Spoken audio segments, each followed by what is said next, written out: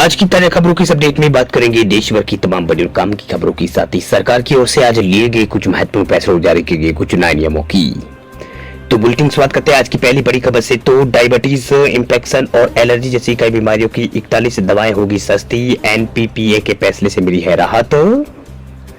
भारत सरकार ने कुछ बीमारियों के इलाज में काम आने वाली दवाओं के दाम में राहत देने का फैसला किया है। दरअसल केंद्र सरकार ने 41 दवाएं और 6 फॉर्मुलेशन के दाम तय किए हैं। वह इसके बाद शुगर, दर्द, हार्ट और लीवर और इसके अलावा एसिडिटी और इंफेक्शन, एलर्जी और मल्टीविटामिन एंटीबायोटिक्स के दाम जो है वो तय किए गए हैं। इससे 41 दवाएं जो है सस्ती होगी, आपको इन दवाओं के लिए ज्यादा पैसे खर्च नहीं करने होंगे। दरअसल नेशनल फार्मास्यूटिकल प्राइसिंग अथॉरिटी जो है एनपीपीए, उसने जो है 143वीं बैठक में जो ये फैसला जो है वो लिया है। इसके लिए जो है गजट नोटिफिकेशन भी जारी कर दिया है। एनपीपीए एक सरकारी रेगुलेटर एजेंसी है जो भारत में फार्मास्यूटिकल दवाइयों की जो कीमतें जो है उसको नियंत्रित करती है। वही भारत में डायबिटीज के करीब 10 करोड़ से ज्यादा मरीज है और दुनिया भर में सबसे ज्यादा जो है शुगर के मरीज जिन देशों में है उनमें भारत भी आगे रहता है। वह देश में शुगर की बीमारी जो है आम हो गई है। इसमें जो है दवाओं को लेकर इंसुलेशन पर निर्भर जो है रहने वाले कई मरीजों के लिए ये नई खबर जो है कुछ काम की साबित हो सकती है। बात हम करते हैं अगली बड़ी खबर की। तो अगली बड़ी खबर देखिए, कोरोना वैक्सीन कोविशील्ड के बाद तो कोवैक्सीन ने भी बढ़ाई है टेंशन, रिपोर्ट में इन खतरों का हुआ है जिक्र। कोरोना की जो वैक्सीन जो है उसको लेकर बड़ी खबर है। दरअसल पिछले दिनों ब्रिटिश फार्मा कंपनी एस्ट्राजेनेका का एक खुलासे के बाद जो है कोरोना वैक्सीन जो है काफी चर्चा में हो रही है, यानी कोरोना वैक्सीन जो है काफी चर्चा में है।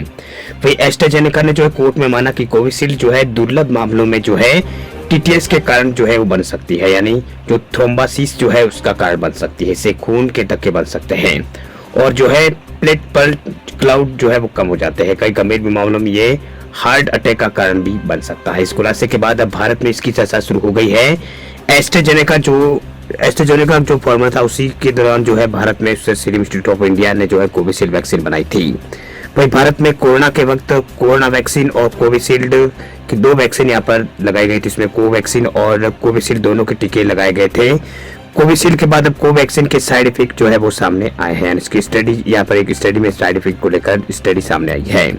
दरअसल स्प्रिंग लिंक पर प्रकाशित एक रिपोर्ट के मुताबिक स्प्रिंग रिलिक ये जो वेबसाइट है उसके ऊपर प्रकाशित एक रिपोर्ट में कहा गया है कि महिला, किशोरों और जिन लोगों को पहले से भी एलर्जी हुई है उनमें भी जो है कोवैक्सीन लेने के बाद जो है AESI होने का खतरा जो है ज्यादा हो जाता है। वही भारत बायोटेक की कोविड-19 वैक्सीन कोवैक्सीन के साइड इफेक्ट पर की गई स्टडी में एक तिहाई प्रतिभागियों में कुछ खास तरह की प्रतिक्रियाएं जो है देखी गई है। जैसे कि स्प्रिंगर लिंक पर प्रकाशित रिपोर्ट में बताया गया है कि रिपोर्ट के अनुसार शोधकर्ताओं ने पाया है कि महिला, किशोरों और जिन लोगों को पहले कभी एलर्जी हुई है उनमें कोवैक्सीन लेने के बाद जो है AESI होने का खतरा जो है ज्यादा होता है। बनारस हिंदू विश्वविद्यालय में संघ सुप्रभात चक्रवर्ती और उनकी टीम द्वारा एक स्टडी में यहाँ पर बताया गया है कि स्टडी में शामिल 1 साल के फॉलोअप के दौरान जो है ज्यादातर जो है AESI जो है बन रही है।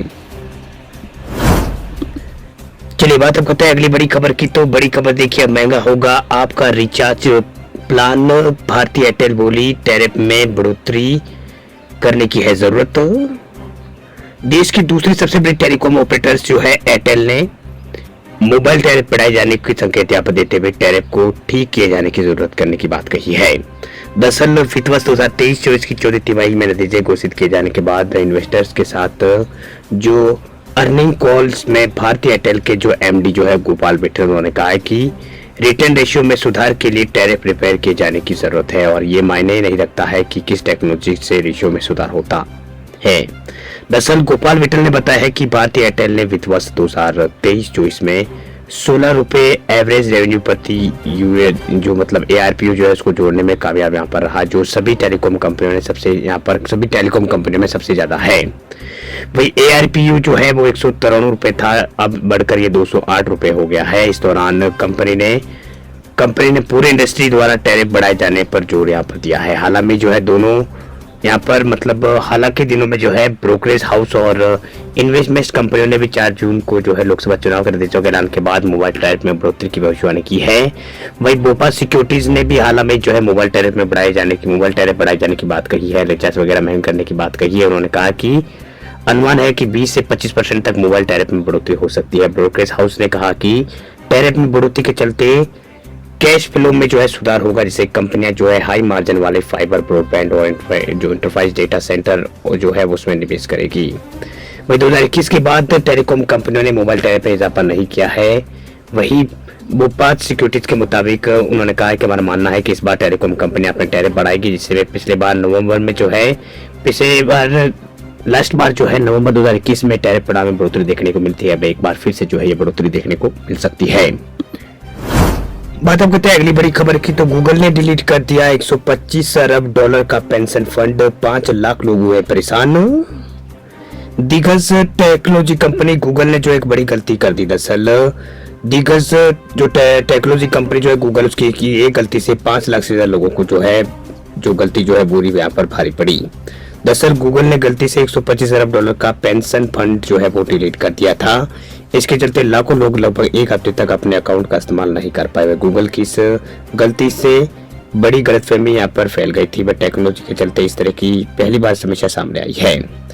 वही ये समस्या जो है यूनिसुपर के लाखों सदस्यों के साथ हुई है। यूनिसुपर एक ऑस्ट्रेलिया का फंड है जो एजुकेशन और रिसर्च सेक्टर में काम कर रहे कर्मचारियों के रिटायरमेंट सेविंग उपलब्ध जो है वो करवाता है। यूनिवर्सिटी, कॉलेज या फिर रिसर्च इंस्टीट्यूट में काम करने वाले लोग यूनिसुपर के सदस्य होते हैं। रिपोर्ट्स के अनुसार यूनिसुपर के डेटा गूगल क्लाउड पर मौजूद थे। इसे गलती से जो है क्लाउड को यहाँ पर हटा दिया गया और कई लोगों की शिकायत आने के बाद जो है इसमें गलती में जो है सुधार किया गया। वही यूनिसुपर के जो सीईओ जो है पीटर चून उन्होंने और गूगल क्लाउड के सीईओ जो है थॉमस कुरियन उन्होंने इस गलती के लिए माफी भी मांगी है। उन्होंने कहा है कि यह समस्या जो है बहुत निराश और हताश कर देने वाली थी। बात अब करते हैं अगली बड़ी खबर की। तो भारत में महंगे स्मार्टफोन का लोगों में जबरदस्त क्रेज, लोन लेकर फोन खरीदने वालों की बढ़ रही है देश में संख्या। इंटरनेशनल डेटा कॉर्पोरेशन जो है IDC, उसके अनुसार भारत के स्मार्टफोन बाजार में पहली तिमाही में जो है 34 मिलियन स्मार्टफोन की बिक्री हुई है। भारतीय स्मार्टफोन बाजार साल ब दर जो है 11% की वृद्धि कर रहा है। ये वृद्धि जो है लगातार तीसरी तिमाही में भी जारी रही। इस तिमाही के दौरान जो स्मार्टफोन निर्माताओं ने अलग अलग सेगमेंट में खूब नए स्मार्टफोन लॉन्च किए। इस दौरान कंपनियों ने प्रमोशन पर जो है खूब जोर दिया, जिसका सीधा असर जो है यूजर्स पर भी देखने को मिला है। वही ब्रांड्स जो है अपने फोन्स की पहुंच को बढ़ाने के लिए जो है माइक्रो फाइनेंसिंग योजनाओं का सहारा भी ले रहे हैं। यानी अब ग्राहकों को बिना पैसे फोन खरीदने के लिए भी ज्यादा जो है तामझाम नहीं करना चाहिए होता है, बल्कि उन्हें फोन खरीदने के लिए तुरंत लोन मिल जाता है। बहुत सी ऐसी छोटी फाइनेंस कंपनियां जो है इस तरह का लोन जो है देती है। वही मार्केट में ऑनलाइन शॉपिंग प्लेटफॉर्म अमेजोन और फ्लिपकार्ट द्वारा भी डिस्काउंट के साथ इवेंट आयोजित किए जाते हैं।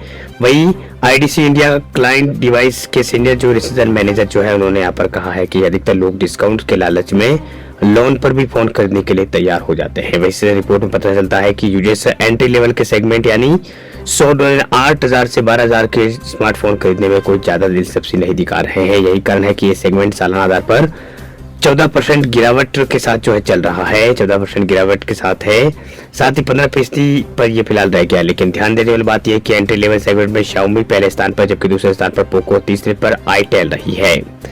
वही बड़े पैमाने पर लोग जो है $200 या लगभग 15,000 से 20,000 रुपए की रेंज वाला फोन खरीद रहे हैं, जिसका असर मार्केट पर भी देखा जा रहा है। इस सेगमेंट में साल ब दर साल जो है 22% की वृद्धि हुई है, जो एक साल पहले 44 से बढ़कर 48 हो गई।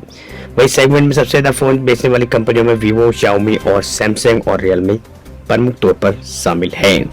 यानी कंपनियों के फोन जो है वो ज्यादा यहाँ पर बिक रहे हैं। इन तीनों कंपनियों के सेगमेंट की 53% यहाँ पर हिस्सेदारी है, जबकि $200 से $400 यानी 20 से 40,000 रुपए वाले सेगमेंट में वृद्धि देखी गई है। ग्राहकों ने सेगमेंट में आने वाले फोन्स को खरीदा है। इस सेगमेंट में ओप्पो, रियलमी और यहाँ पर दूसरी कंपनियों का योगदान जो ज्यादा रहा है, जिनके पास मार्केट में 30% से अधिक हिस्सेदारी है। वीडियो आपको अच्छा लगे तो लाइक करें, दोस्तों के साथ शेयर करें। चैनल पर नए तो चैनल को सब्सक्राइब करके बेल आइकन को दबा दें ताकि रोजाना आपको ऐसी खबरें मिलती रहें।